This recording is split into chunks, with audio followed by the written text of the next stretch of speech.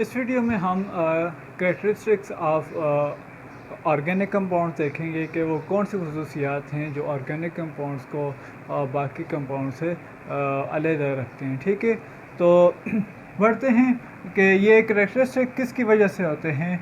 ये हमारे पास कुछ पॉइंट्स हैं। तो पहला जो पॉइंट है वो ये है यूनिक बिहेवियर ऑफ कार्बन। ठीक है, तो सबसे जो पहली प्रॉपर्टी है ऑर्गेनिक कंपाउंड में वो कार्बन है। ठीक है, कार्बन में ये प्रॉपर्टी है कि ये कार्बन टू कार्बन लिंकेज करता है और ये लिंकेज जो है रिंग फॉर्म में भी होती है, ब्रांच फॉर्म में होती है और 100 से 1000 नंबर ऑफ कार्बन जो है वो एक दूसरे से लिंक टुगेदर हो सकते हैं। तो इस प्रोसेस को क्या कहते हैं, कैटिनेशन कहते हैं। तो ये क्या करते हैं, ठीक है, कि कैटिनेशन क्या है कि जब कार्बन जो है आपस में एक दूसरे के साथ लिंक होकर रिंग या ब्रांच या स्ट्रेच स्ट्रक्चर बनाएंगे और ये जो होंगे 100 से 1000 और ये इनके जो नंबर ऑफ कार्बन हैं वो ज़्यादा हैं। तो इस वजह से इसको इस प्रोसेस को क्या कहते हैं, कैटिनेशन। इसमें क्या होगा कि कार्बन टू कार्बन जो है वो लिंकेज होगी। ठीक है, ये नंबर ऑफ एटम जो हैं वो एक दूसरे के साथ लिंक करते हैं और इसकी वजह से हमारे पास कम्प्लेक्सिटी ज़्यादा हो जाती है कि कम्प्लेक्स ऑर्गेनिक कंपाउंड जो है वो बनते हैं। अब जो दूसरी प्रॉपर्टी है इनकी वो ये है कि आइसोमेरिज्म, के इनके अंदर आइसोमेरिज्म पाया जाता है। अगर हम देखें इनऑर्गेनिक कंपाउंड्स को, तो मैं अगर एक फार्मूला लिखता हूँ उनका केमिकल फार्मूला HCl।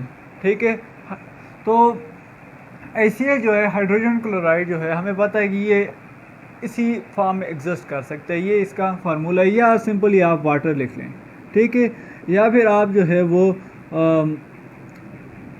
इसके अलावा कोई भी कंपाउंड लिख सकते हैं। ठीक है, सोडियम हाइड्रोक्साइड लिख लें। तो ये सारे के सारे इनऑर्गेनिक कंपाउंड हैं और ये जो है एक कंपाउंड एग्जिस्ट करता है।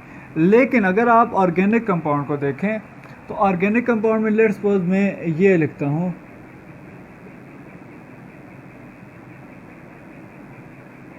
ठीक है, कि C2H6O। ठीक है, अब आइसोमेरिज्म क्या है, पहले आइसोमेरिज्म को समझ लें कि आइसोमेरिज्म जो है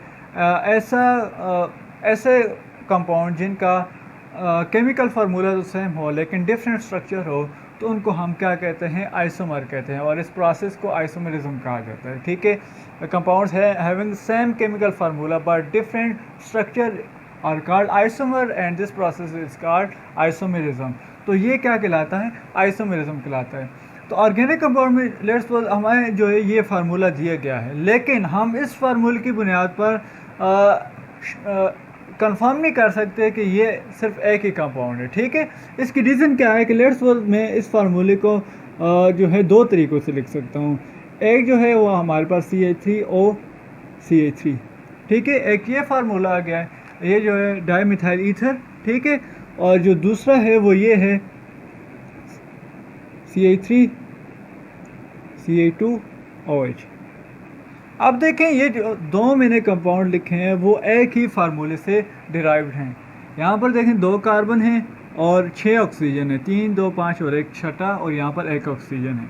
इसमें भी देखें 2 कार्बन 6 हाइड्रोजन और 1 ऑक्सीजन है। ठीक है, तो दोनों में number of carbon, number of hydrogen और नंबर ऑफ़ ऑक्सीजन सेम है, लेकिन इन दोनों में डिफरेंस है। वो डिफरेंस ये है कि ये जो है वो ईथर से है और ये जो है वो अल्कोहल फैमिली से। अब दोनों में जो है इनकी केमिकल और फिज़िकल प्रॉपर्टीज़ में बहुत ज़्यादा फ़र्क है। तो ये जो है आइसोमेरिज्म, इनमें ऐसी प्रॉपर्टी है कि फार्मूला तो उनका सेम होता है लेकिन आप जो है उससे कोई भी एक कंपाउंड प्रिडिक्ट नहीं कर सकते।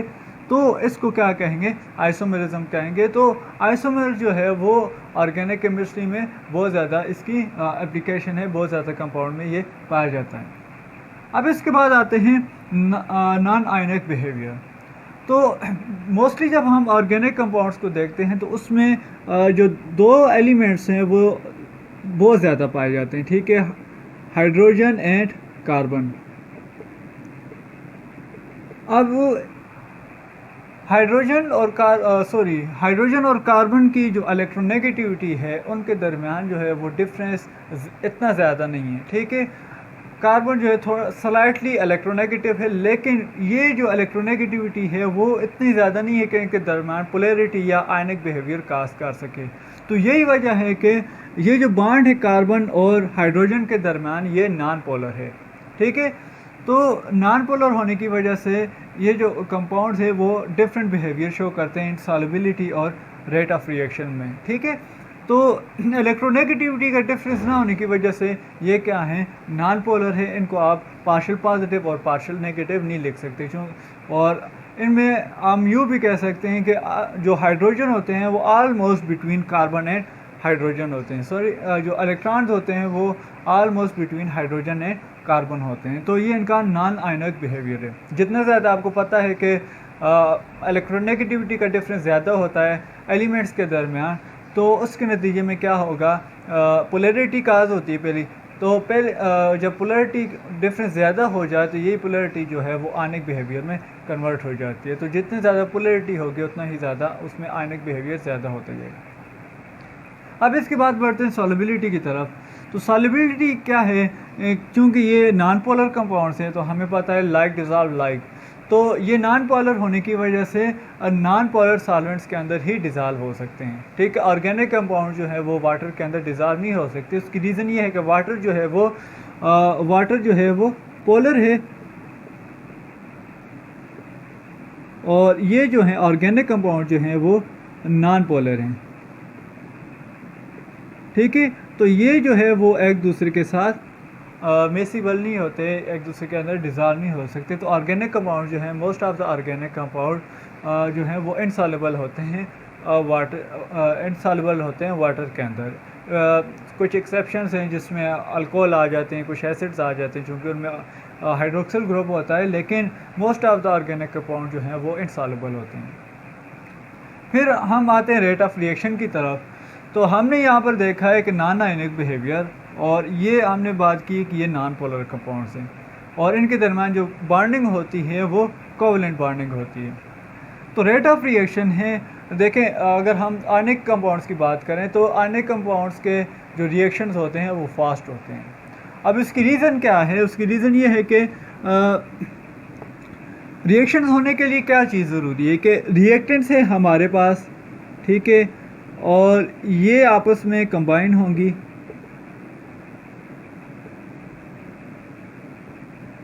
ठीक है। ये रिएक्टेंट से ये आपस में कंबाइन होंगी और हमारे पास प्रोडक्ट बनेगी। तो इसके लिए क्या होता है, प्रोडक्ट बनने के लिए क्या होता है कि पहले पुराने बॉन्ड टूटते हैं और उसके नतीजे में नए बॉन्ड बनते हैं। तो अगर हम कोवलेंट बॉन्ड्स की बात करें, कोवलेंट कंपाउंड्स की बात करें, तो पहले क्या होगा, यहाँ पर से बी और बी के दरमियान बॉन्ड टूटेगा और ए के दरमियान बॉन्ड टूटेगा, और फिर इसके बाद क्या होगा, ए और बी के दरमियान बॉन्ड बनना शुरू हो जाएगा, जिसे हम ट्रांजिशन स्टेट भी कह सकते हैं।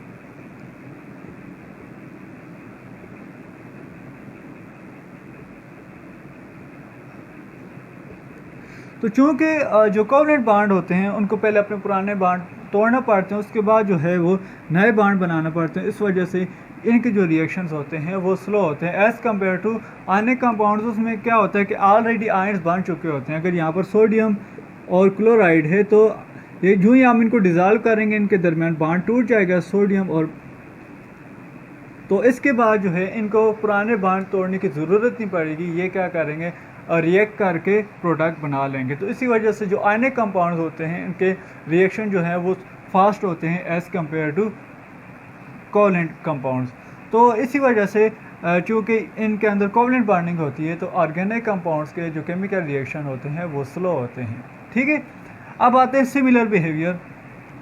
तो सिमिलर बिहेवियर ये है कि ऑर्गेनिक कंपाउंड जो हैं वो मिलियंस की तादाद में, ठीक है, there are million of organic compounds. तो हमारे लिए ये इंतहाई मुश्किल काम है कि हम जो है हर इंडिविजुअली हर कंपाउंड को स्टडी करें।